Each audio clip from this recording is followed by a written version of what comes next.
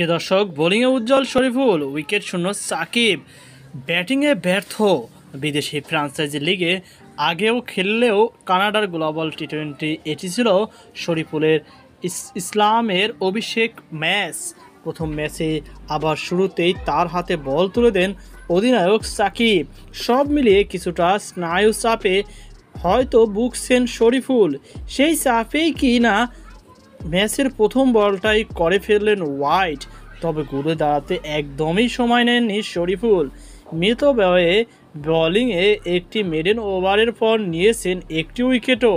বাঁহাতি পেসারের চমৎকার বোলিংয়ের দিনে উইকেট শূন্য ছিলেন সাকিব। পরে ব্যাট হাতেও সুবিধা করতে পারেনি অলরাউন্ডার। দুই বাংলাদেশের বিপরীত অভিজ্ঞতার দিনে তাদের দল বাংলা টাইগার্স মিসিসাগর শুরুটা ভালো হয়নি। মন্ট্রিয়াল টাইগার্সের কাছে দলটি হেরেছে 33 রানে। অলরাউন্ডার নৈপুণ্য ম্যাচ সেরা হয়েছেন মন্ট্রিয়াল টাইগারের অ্যাস্টন আগার। বামটাউনের সিএএ সেন্টারে মাঠে কাল টস জিতে মন্ট্রিয়ালকে ব্যাটিংয়ে পাঠিয়েছে সাকিব। দ্বিতীয় ওভারে অধিনায়ক ক্রিস লিনের উইকেট হারালেও এগার ও টিম সাইফার্ট আক্রমণে ব্যাটিংয়ে বল করে সংগ্রহের ভিত গড়ে দেন। দলীয় 17 রানে পেরোনোর পর কিছুটা খেই হারিয়ে ফেলল মন্ট্রিয়াল। ডেভিড বিশার দারুণ বোলিংয়ে 5 রানের ব্যবধানে 3 উইকেট হারায় দলটি।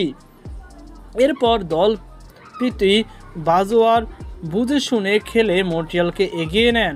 শেষ দিকে বেন মান্থিনির জড়ো ব্যাটিংয়ে মিসিগাকে 190 রানের লক্ষ্য দেয় তারা। নিজের শেষ ওভারে এসে 22 বলে 40 রান করা মান্থিনিকে আউট করেন শরীফুল। এর আগে নিজের তৃতীয় ওভারে 2টি বাউন্ডারি খেলেও সব মিলিয়ে তার 15 বলে কোনো রান নিতে পারেনি মন্ট্রিয়াল ব্যাটসম্যানরা। 4 ওভারে মাত্র রান দিয়েছে 16টি। কাল সাকিব বোলিংয়ে আসেন মন্ট্রিয়াল ইনিংসের চতুর্থ ওভারে। প্রথম 3 বল ডট করলেও চতুর্থ বলে বাউন্ডারি মানেন সাইফার্ট। তারপরের ওভারে 2-4-এর সঙ্গে একটি ছক্কা মারেন আগার। 12তম ওভারে বোলিংয়ের দেন 3 রান। তার শেষ ওভারে 1 থেকে 1 বাউন্ডারি সহ 8 রান আসে তার বোলিংয়ে। এ নিয়ে টানা 4 ম্যাচ উইকেট শূন্য থাকলেন সাকিব। তো প্রিয় দর্শক, এই ছিল আমাদের সর্বশেষ আপডেট। সকল আপনার সাথে থাকুন। আল্লাহ হাফেজ।